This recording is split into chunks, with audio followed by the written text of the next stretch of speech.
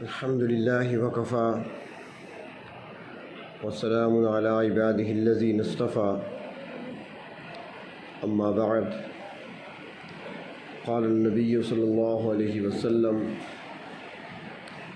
والزهد حرفتي أو كما قال عليه السلام اللهم صل على سيدنا محمد وعلى آل سيدنا محمد وبارك وسلم۔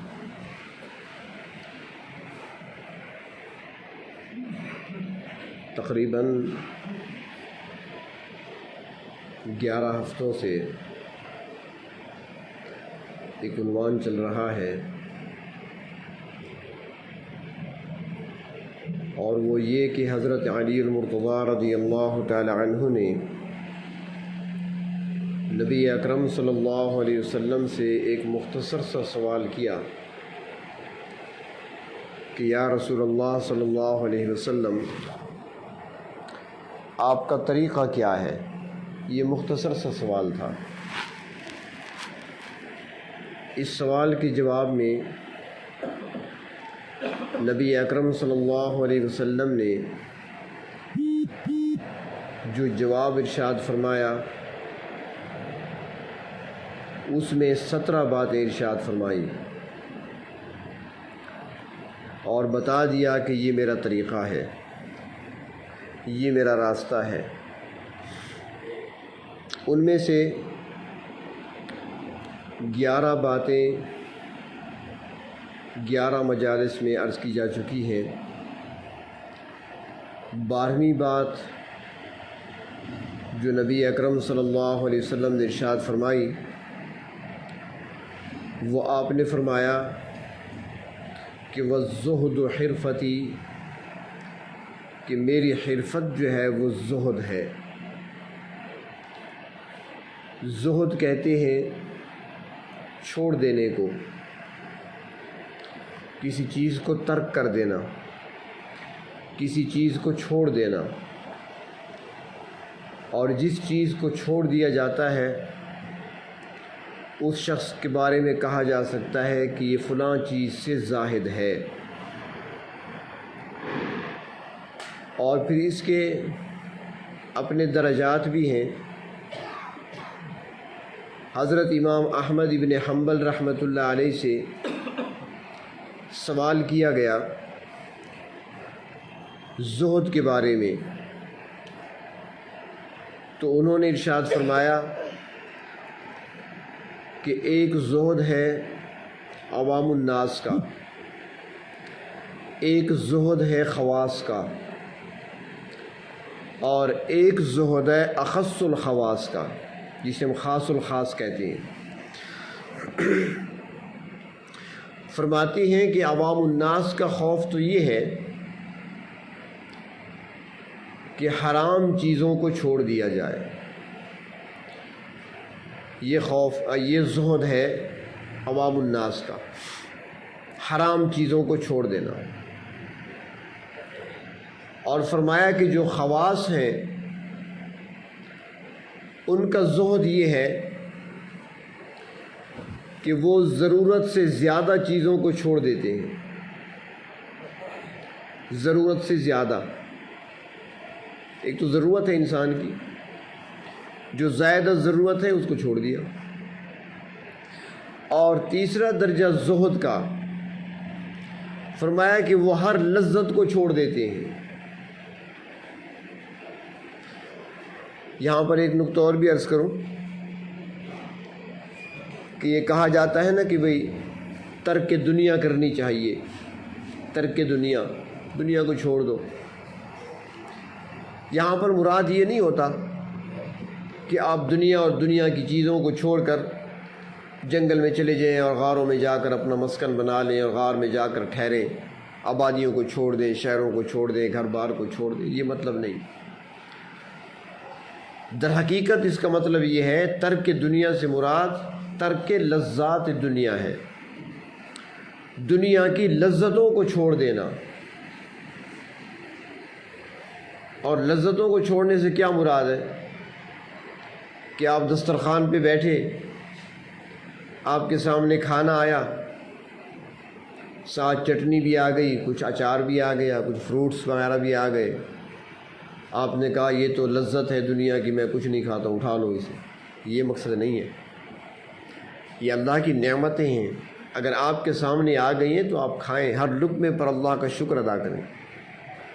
پانی ٹھنڈا ملے تو ہر گھونٹ پر اللہ کا شکر ادا کریں، ہر لقمے پر شکر، ہر گھونٹ پر شکر ادا کریں،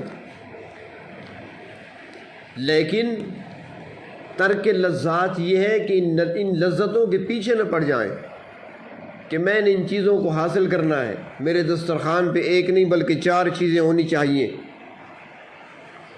ان چیزوں کے پیچھے نہ پڑ جائے انسان۔ اور پھر جب ان چیزوں کے پیچھے انسان پڑ جاتا ہے تو پھر حلال و حرام کی تمیز ختم ہو جاتی ہے، پھر انسان یہ نہیں سوچتا کہ یہ جائز ہے ناجائز ہے، یہ حلال ہے حرام ہے، پھر اس کی کوشش ہوتی ہے کہ میں نے یہ چیز حاصل کرنی ہے۔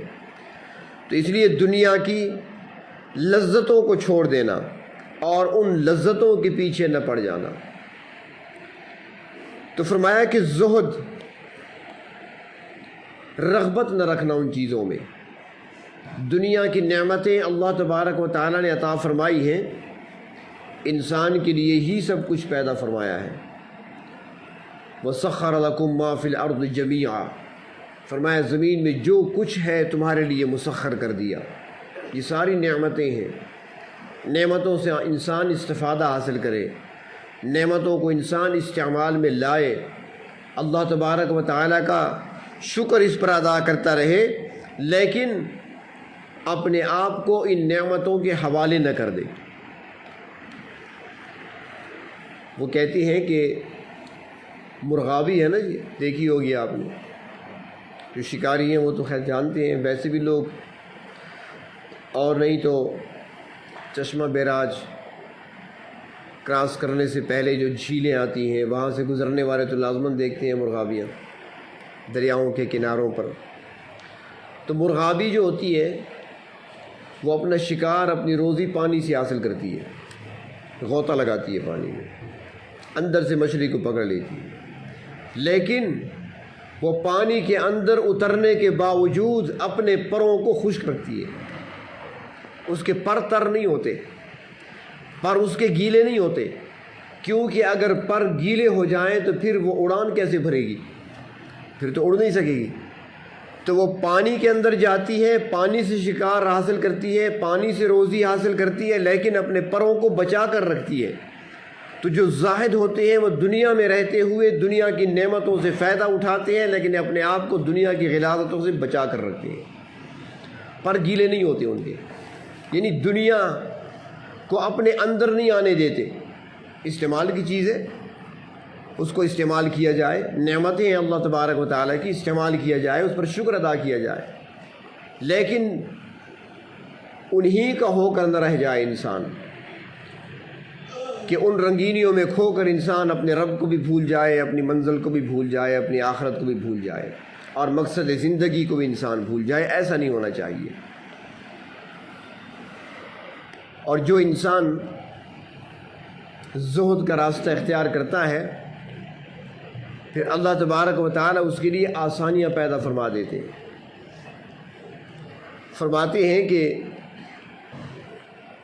جو زہد اختیار کرتا ہے اس کو اللہ تبارک و تعالیٰ 3 انعامات بطور خاص عطا فرماتی ہیں۔ 3 انعامات لکھ لیں ان کو، کاغذ پر نہیں، دل پر۔ زہد اختیار کرنے سے 3 انعام ملتے ہیں، اور وہ انعام پروردگار عالم کی طرف سے ملتے ہیں۔ پہلا انعام، رب تعالیٰ اس کے دل کو معرفت کے نور سے منور کر دیتے ہیں۔ یہ پہلا انعام، دل میں معرفت آتی ہے۔ دوسرا انعام، زہد اختیار کرنے پر اللہ تبارک و تعالیٰ زہد اختیار کرنے والے کی زبان پر حکمت کی باتوں کو جاری فرما دیتے ہیں۔ وہ جو بات بھی کرتی ہیں وہ حکمت سے بھری ہوئی ہوتی ہے، جس سے لوگ فائدہ اٹھاتے ہیں، نفع اٹھاتے ہیں، لوگوں کے لیے استفادہ ہوتا ہے، لوگ اس سے حاصل کرتے ہیں۔ پہلا انعام، دل کے ساتھ تعلق، معرفت حاصل ہوتی ہے۔ دوسرا انعام، زبان سے حکمت کے موتی نکلتے ہیں، اور تیسرا انعام فرمایا کہ موت کے وقت پروردگار عالم اس کے لیے آسانی پیدا فرما دیتے ہیں، اور یہ سب سے بڑا انعام ہے۔ یہ 3 انعامات ملتے ہیں، اور زہد اختیار کرنے والوں کو یہ چیزیں آسانی سے مل جاتی ہیں۔ زاہد کیسے ہوتے ہیں اور ان کی زندگی کیا ہوتی ہے؟ دنیا کی نعمتوں سے فائدہ حاصل کرنا، انعامات کو استعمال کرنا، ان پر شکر ادا کرنا، لیکن ان کے پیچھے نہ پڑ جانا، یہ زہد ہے۔ ایک بزرگ گزرے ہیں، خواجہ فرید الدین عطار رحمۃ اللہ علیہ، نوجوان تھے اور ان کی دکان تھی۔ عطار انہیں کہتے ہیں کہ وہ عطر فروش تھے، خوشبو کی دکان تھی۔ ہمارے یہاں ہوتے ہیں نا خوشبو محل، تو خوشبوئیں ان کے پاس ہوتی تھیں، عطر پڑا ہوتا تھا، گلاب بھی ہے، چنبیلی بھی ہے، ربیل بھی ہے، اور عود بھی ہے، اور سندل بھی ہے، اور ساری خوشبوئیں شیشیوں میں بھری ہوئی تھی، دکان تھی۔ تو ایک دن ایک فقیر آ گیا، وہ خود واقعہ نقل کرتے ہیں۔ ایک اللہ والا آیا، بوڑھا آدمی تھا، وہ آ کر کھڑا ہو گیا، شیشیوں کو دیکھ رہا ہے، ایک کو دیکھتا ہے، دوسری کو دیکھتا ہے۔ اور دکاندار کی عادت ہوتی ہے جو ایسے ٹھہر جائے تو اس کا ذرا دکاندار کا سرائیکیں کہتی ہیں نا، ہاں سوڑا تین ہے، یہ کیوں کھڑا ہے ایسے خواہ کیا دیکھ رہا ہے؟ نہ کچھ لینا ہے، نہ کچھ دینا ہے، نہ پوچھتا ہے کچھ، بس کھڑا ہے دیکھ رہا ہے۔ دکاندار بھی کہتا ہے چلے جاؤ بھائی۔ تو اب وہ بوڑھا ہے، بزرگ آدمی ہے، کھڑا ہے، شیشیوں کو دیکھ رہا ہے بڑے غور سے۔ تو خواجہ فرید الدین نوجوان تھے، انہوں نے کہا بابا کیا دیکھ رہے ہو تم؟ کچھ لینا ہے؟ اس نے کہا نہیں۔ جب لینا نہیں تو کیوں کھڑے ہو؟ کیا دیکھ رہے ہو؟ انہوں نے کہا میں ایک چیز سوچ رہا ہوں۔ انہوں نے کہا اچھا کیا سوچ رہے ہو میری دکان پہ کھڑے ہو کر تم؟ اس نے کہا جی میں سوچ رہا ہوں کہ تمہاری روح تو ان شیشیوں میں اٹکی ہوئی ہے، پتہ نہیں وہ جب وقت آئے گا تو نکلے گی کیسے؟ شیشیوں میں اٹکی ہوئی ہے، یعنی دنیا کی رنگینیوں میں انسان جب کھو جاتا ہے نا تو پھر اس کی روح ایسی اٹکی ہوتی ہے۔ تو ان کو غصہ آ گیا، جوان تھے۔ اس نے کہا بابا میری فکر نہ کرو، میری روح کی فکر نہ کرو، اپنا بتاؤ تمہاری روح کیسے نکلے گی؟ اس نے کہا اچھا مجھ سے پوچھتے ہو، تو دیکھو پھر میری روح ایسے نکلے گی۔ دکان کے سامنے چادر بچھائی، دائیں کروٹ پہ لیٹ گئے اور کہا اشہد ان لا الہ الا اللہ و اشہد ان محمدا عبدہ و رسولہ۔ خاموش ہو گئے۔ نوجوان نے کہا کیوں پڑے ہیں خاموش ہو کر؟ جب آیا قریب آ کر دیکھا وہ تو نہیں تھے وہاں پر، روح پرواز کر چکی تھی کہ میرے دل کے اندر ان چیزوں کی محبتیں نہیں ہیں، میں نے تو زہد اختیار کیا ہے۔ مجھ سے پوچھتے ہو کہ کیسے موت آئے گی، تو مجھے ایسے موت آئے گی، مر کر دکھا دیا۔ تو اس نوجوان نے اسی وقت توبہ کر لی، اللہ کے نیک بندوں کی مجالس میں جانا شروع کیا، اور پھر وقت کے بہت بڑے بزرگ کہلائے شیخ فرید الدین عطار رحمۃ اللہ علیہ۔ اور پھر انہوں نے کتاب لکھی ہے تذکرۃ الاولیاء کے نام سے، مشہور زمانہ کتاب ہے۔ تو جو زہد اختیار کرتے ہیں انعام یہ بھی ملتا ہے۔ حضرت خواجہ سری سختی رحمۃ اللہ علیہ وہ فرماتے ہیں کہ ایک مرتبہ ہم بیٹھے ہوئے تھے، ایک شخص آیا اور اس نے آ کر ہم سلام کیا، اور سلام کرنے کے بعد وہ کہنے لگا کوئی یہاں پر اچھی جگہ نہیں ہے جہاں پر کوئی مر جائے؟ اب یہ بیٹھے ہوئے تھے، انہوں نے جملہ بڑا عجیب سمجھا۔ اس نے کہا وہ سامنے کنواں ہے، وہ کنویں کے کنارے جگہ جو ہے بڑی اچھی جگہ ہے، مقصد ہے کہ ہمیں بات کرنے دو، وہاں چلے جاؤ۔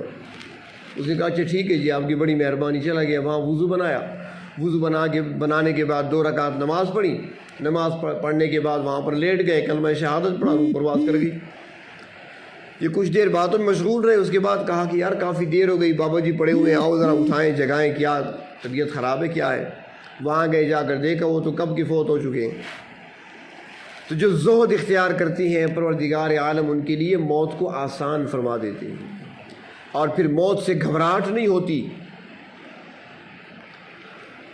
آج جو ہم ڈرتے ہیں نا موت سے، یہی وجہ ہے کیونکہ ہمارا دل اٹکا ہوا ہے ان چیزوں کے اندر، اس لیے موت کا خوف طاری ہے۔ اور جب ان چیزوں کی محبت دل میں نہیں ہوتی پھر موت خوف نہیں ہوتا، پھر انسان موت کو خوشی خوشی گلے لگاتا ہے۔ امام غزالی رحمۃ اللہ علیہ کے بارے میں آتا ہے کہ جب ان کا آخری وقت آیا تو انہوں نے اپنا کفن خود منگوایا۔ جب کفن آ گیا تو انہوں نے کفن کو چوما، بوسہ دیا، اس کے بعد آنکھوں سے لگایا اور پھر آسمان کی طرف دیکھ کر کہنے لگے کہ بادشاہ کے دربار میں حاضری کے لیے بندہ تیار ہے، بادشاہ کے دربار میں حاضری کے لیے بندہ تیار ہے۔ اس کے بعد وہیں پر دائیں کروٹ پر لیٹ گئے، کلمہ پڑھا، روح پرواز کر گئی۔ جو زہد کو اختیار کرتے ہیں تو 3 انعامات ہوتے ہیں۔ پہلا انعام دل اللہ کی معرفت سے منور ہو جاتا ہے، دوسرا انعام زبان پر اللہ تبارک و تعالی حکمت جاری فرما دیتے ہیں، جو باتیں ہوتی ہیں حکمت بری ہوتی ہیں۔ یہ اور بات ہے کوئی فائدہ اٹھائے کوئی نہ اٹھائے۔ ہمارے ہاں تو بدقسمتی یہی ہے، بلکہ ہوتا ہی ایسے ہے، اور اس میں اللہ تعالیٰ کی حکمتیں بھی ہوتی ہیں۔ اللہ تعالیٰ بہت ساری چیزوں کو چھپا کر رکھتے ہیں، سب کچھ ظاہر ہو جائے تو پھر تو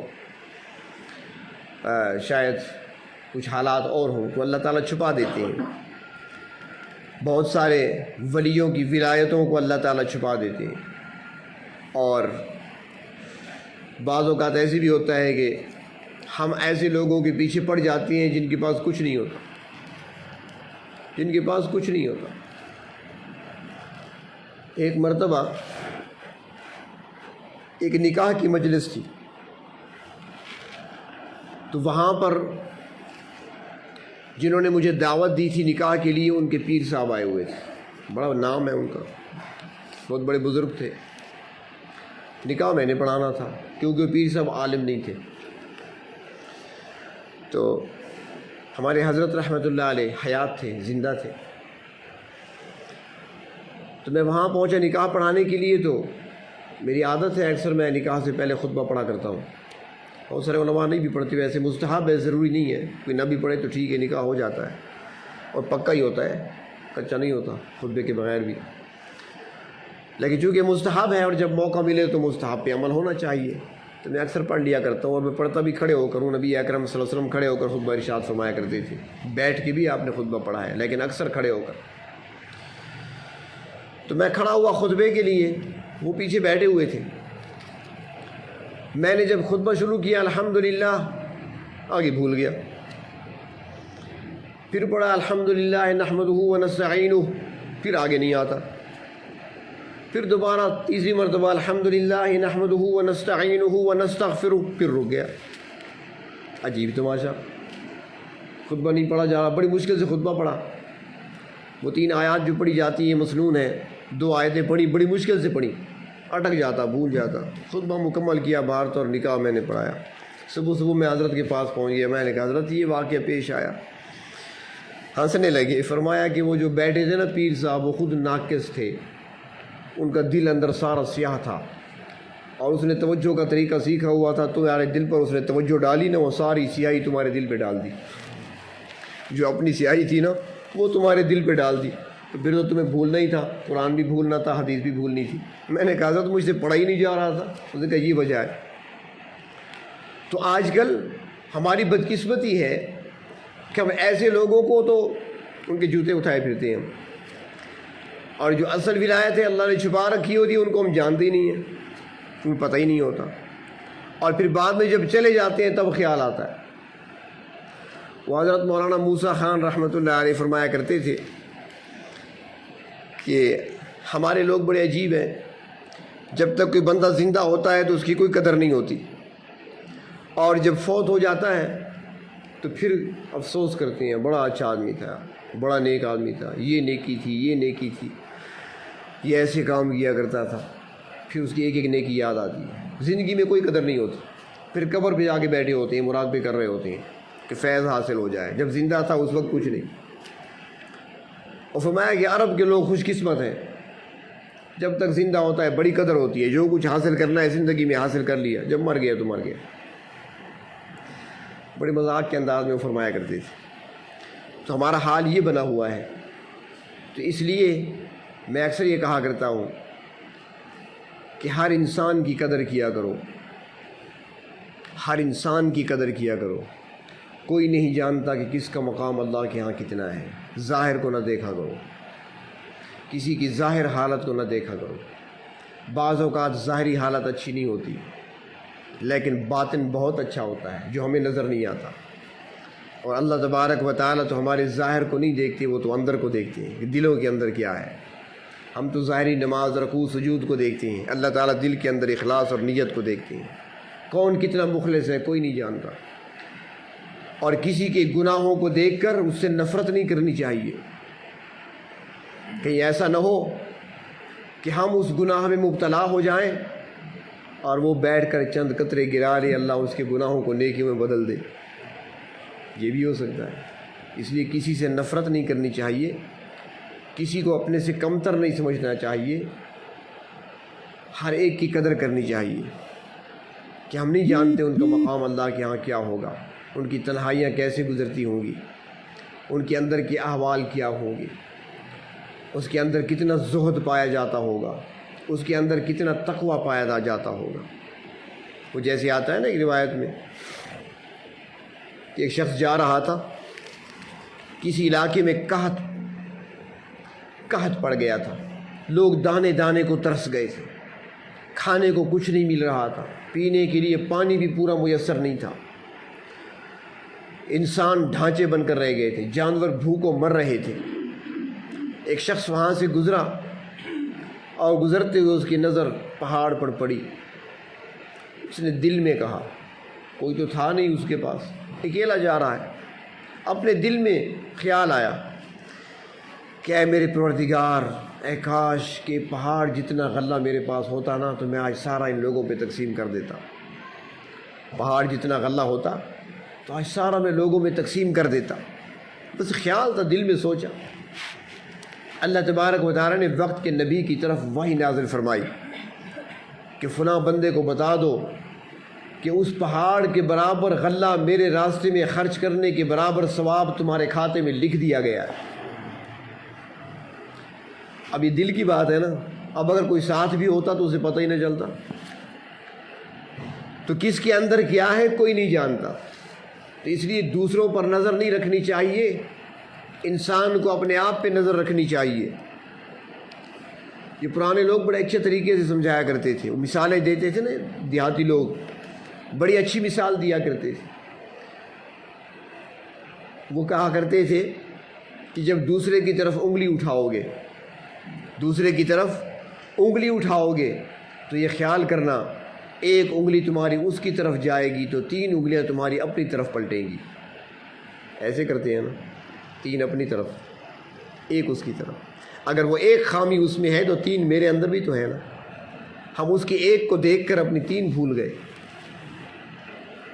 تو اس لیے انسان کو اپنے اعمال پہ نظر رکھنی چاہیے، اپنے کردار پہ نظر رکھنی چاہیے کہ میرا تعلق رب کے ساتھ کتنا ہے، میں کیا کر رہا ہوں، اس کے اندر جو یہ خامی ہے تو میرے اندر کتنی خامیاں ہیں۔ میں تو خامیوں سے خود بھرا ہوا ہوں، میں نے اپنی اصلاح کرنی ہے، اپنے آپ کو ٹھیک کرنا ہے۔ اور جب دوسروں کی اصلاح کرنے لگتے ہیں نا پھر اپنا کام بھی خراب کر دیتی ہیں۔ وہ کل کسی نے مجھے بھیجی تھی، وہ کوئی پوسٹ آئی ہوئی تھی، اکثر آ جاتی ہے نا، تو ٹائم تو نہیں ہوتا پڑھنے کا، کبھی کبھار کوئی ہوتی ہے ایسی دلچسپ ہے کہ نظریں رک جاتی ہیں۔ تو اس میں لکھا ہوا تھا کہ لوگوں کے جب شادی کرتی ہیں نا تو شادی کے بعد میاں بیوی کے تعلقات بگڑ جاتے ہیں، اکثر ابتدا میں تو گڑبڑ پیدا ہوتی ہے، وہ روٹھ کر ماں باپ کے گھر چلی جاتی ہے۔ جوان سے پوچھا جاتا ہے بھائی کیوں، کیا ہوا، کیا کیا تو نے؟ وہ کہتے جی میں نے تو کچھ نہیں کیا، میں تو اس کی اصلاح کر رہا تھا، میں تو اس کی اصلاح کر رہا تھا۔ تو لکھا ہوا تھا کہ بھئی اصلاح اس کی جو ہونی تھی والدین نے کر دی ہے، اب آپ نے محبت کرنی ہے، اصلاح نہیں کرنی۔ اب اصلاح کا زمانہ نہیں کہ تم اصلاح کرنے بیٹھ جاؤ۔ اس نے اسکول میں داخلہ نہیں کیا، والدین نے اسے اسکول میں نہیں داخل کیا، نکاح کر کے دیا ہے تمہیں، تم کیا سمجھو ٹیچر بن گئے اس کے؟ تو ہم دوسروں کی اصلاح کرنے میں لگ جاتے ہیں، اپنے آپ کو بھول جاتے ہیں۔ تو زہد کا اختیار کرنا، دنیا کی چیزوں، دنیا کی نعمتوں سے مستفید ہونا اور ان پر اللہ کا شکر ادا کرنا، لیکن ان نعمتوں میں کھو کر اپنے نہ رب کو بھلانا ہے اور نہ آخرت کو بھلانا ہے، یاد رکھنا ہے۔ کہتے ہیں نا کہ ایک مسلمان کی شان یہ ہے کہ وہ کسی نے کہا تھا کہ دنیا میں ہوں پر دنیا کا طلبگار نہیں ہوں، دنیا میں ہوں پر دنیا کا طلبگار نہیں ہوں، بازار سے گزرا ہوں خریدار نہیں ہوں۔ مسلمان کی یہ شان ہے، دنیا میں رہے، استفادہ کرتا رہے، اللہ نے نعمتیں دی ہیں اس سے فائدہ اٹھائے، اس کو استعمال میں لائے، اللہ کا شکر ادا کرے، لیکن اپنے آپ کو نعمتوں کے حوالے نہ کرے، ورنہ بعد میں پچھتاوا ہوگا، اور پھر بعد کا پچھتاوا کسی کام کا نہیں۔ تو نبی اکرم صلی اللہ علیہ وسلم نے ارشاد فرمایا کہ وَالزُّہْدُ حرفتی، میری حرفت کیا ہے؟ میں نے فیکٹری نہیں لگائی، کارخانہ نہیں لگایا، مال کمانے کے لیے میں نے کوئی دکان نہیں کھولی، فرمایا میرے پاس تو زہد ہے، زہد، اور زہد کو میں نے اختیار کیا، نہیں رغبت نہیں ہے دنیا کی طرف، دنیا کی چیزوں میں کوئی رغبت نہیں، آ گیا کچھ مل گیا، اللہ کا شکر ادا کرے انسان، مل گیا ہے۔ ہاں اگر کسی کو تھوڑا ملا ہے، ایک اور بڑے کام کی بات بتاؤں، کہیں کسی کتاب میں دیکھا تھا کہ جو شخص دنیا میں اللہ کی دی ہوئی روزی اگرچہ اس کو تھوڑی ملی ہے، جو اللہ کی دی ہوئی تھوڑی روزی پر راضی رہے گا رب سے کہ اللہ نے جو دے دیا بس میرے مقدر میں یہی تھا، میں اس پہ راضی ہوں، جو اللہ کی دی ہوئی تھوڑی روزی پر، تھوڑی نعمتوں پر دنیا میں راضی رہے گا، فرمایا کہ قیامت کے دن اللہ تعالیٰ اس کے تھوڑے اعمال پر اس سے راضی ہو جائیں گے۔ کتنی بڑی نعمت ہے، دنیا میں اس نے کر لیا، تھوڑی چیزیں ملی، تھوڑی نعمت ملی، شکر ادا کرتا رہا، اللہ جو دیا آپ نے اپنے کرم سے دیا، اپنے فضل سے مجھے دیا ہے، میں اس پہ راضی ہوں۔ تو آخرت میں اللہ فرمائیں گے میرے بندے، دنیا نے تم نے تھوڑی چیزیں لے کر اپنی رضا کا اعلان کیا تھا، راضی ہو گیا تھا، تو آج میں بھی، تیرے تھوڑے سے عمل تو تھوڑے ہیں لیکن میں بھی تجھ سے راضی ہوتا ہوں۔ اس لیے انسان نبی اکرم صلی اللہ علیہ وسلم کی سیرت طیبہ کو اپناتے ہوئے اور آپ صلی اللہ علیہ وسلم کے اقوال مبارک پر عمل کرتے ہوئے اپنے اندر زہد کو پیدا فرمائے، اپنے آپ کو بچائے، دنیا کی طرف زیادہ رغبت نہ کرے، دنیا کی چیزوں کی محبت کو اپنے دل میں نہ رکھے، ضرورت کے تحت ضرور اس کو حاصل بھی کرے، منع کوئی نہیں، رزق حلال کمائے بھی، اور پھر ان کو جو ملا ہے اس پر اللہ کا شکر بھی ادا کرے اور ان نعمتوں کو استعمال بھی کرے۔ اللہ تبارک و تعالی ہمیں بھی زہد کی نعمت سے مالا مال فرمائے۔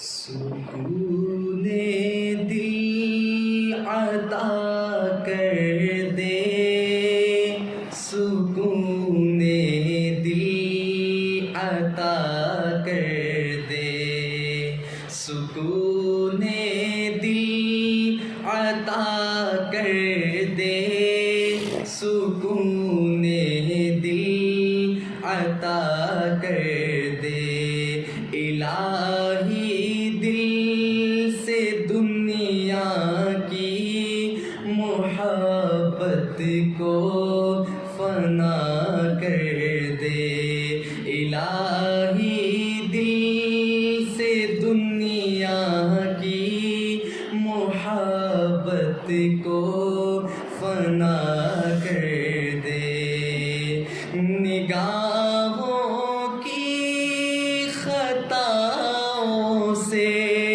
اترتی ہے جو سینے میں، نگاہوں کی خطاؤں سے اترتی ہے جو سینے میں، وہ صورت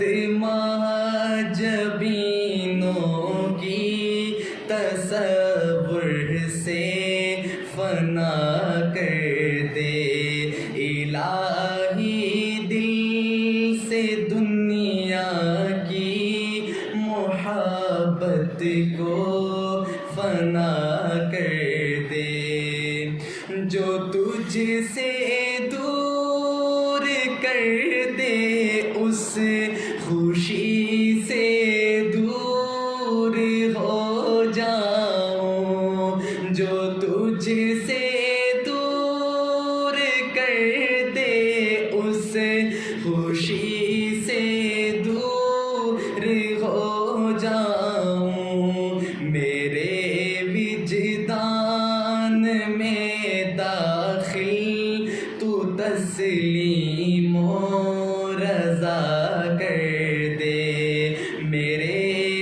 وجدان میں داخل تو تسلیم و رضا کر دے الہی دل سے دنیا کی محبت کو فنا کر دے بڑھاپے میں جوانی کی عبادت چاہیے مولا بڑھاپے میں جوانی کی عبادت چاہیے مولا تو اپنی یاد کو قلب و ذہن کا مقتدا کر دے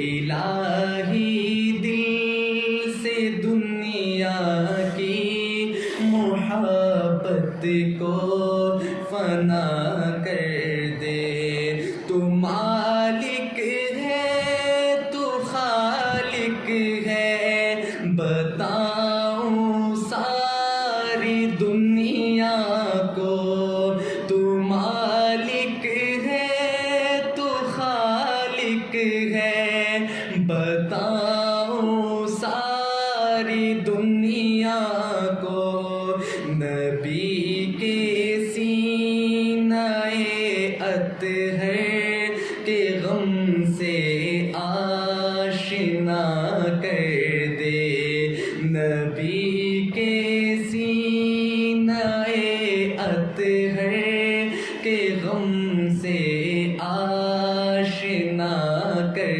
دے الہی دل سے دنیا کی محبت کو فنا کر دے سکون دل عطا کر